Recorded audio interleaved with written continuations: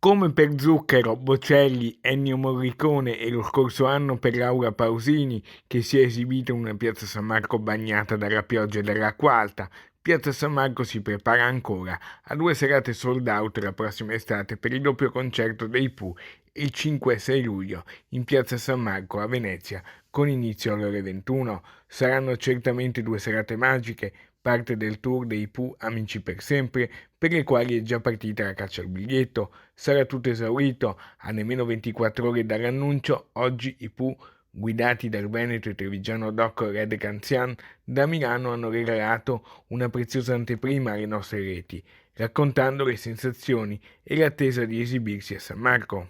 Io da Veneto sono estremamente felice e orgoglioso che questo accada. Suonare lì sarà veramente una grande, grande emozione. Ma andavo a Venezia con mia madre, ero bambino e non avrei mai immaginato di andare a fare un concerto in un posto così bello. Sarà emozionante, incredibile. La mia mamma ha fatto col mio papà, adesso mi hai ricordato, i 50 anni di matrimonio. Ma che bello! No, sarà da piangere. Allora, Piazza San Marco, anche noi vedremo la Basilica mentre suoniamo, vi aspettiamo.